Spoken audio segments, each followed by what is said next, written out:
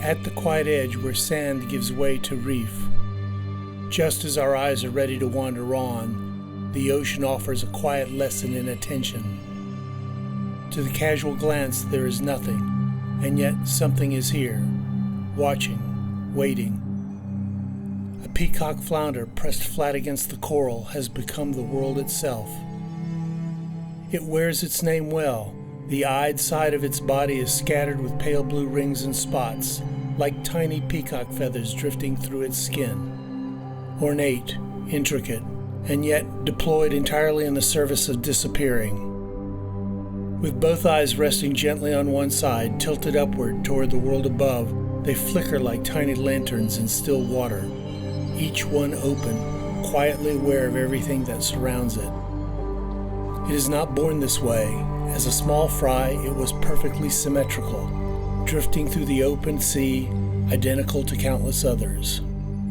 Then, remarkably, one eye began its extraordinary journey across the skull until the animal could lie flat on the seabed and watch the world above.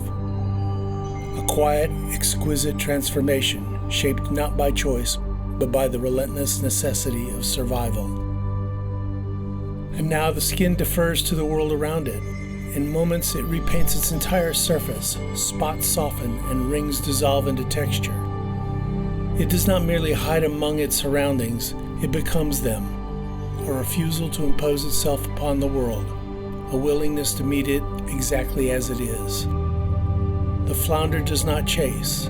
It conserves itself in the long silence between moments, patient, purposeful, hungry. As predators move silently through the water above, the ever-watchful flounder's greatest armor is simply this: to not be seen at all, invisibility as protection, restraint as strength. Yet there is something within this stillness, a barely perceptible ripple of fins and hypnotic waves, a shadow sliding across the ocean floor, each eye roaming its own horizon, one alive to danger, one alive to possibility.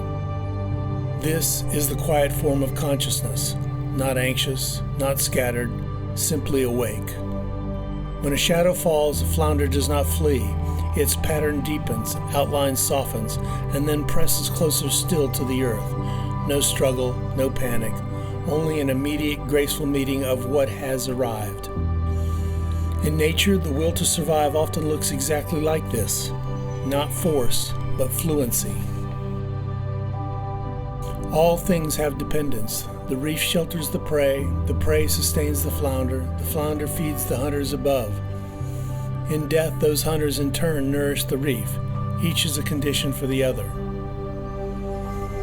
The peacock flounder does not seek to conquer this world. It simply, humbly belongs to it. And perhaps that is its most unexpected gift to us. A creature so perfectly fashioned to disappear that in watching it, we find ourselves more fully present, more patient, more willing to look, truly look, at the intricate, interdependent world unfolding quietly around us.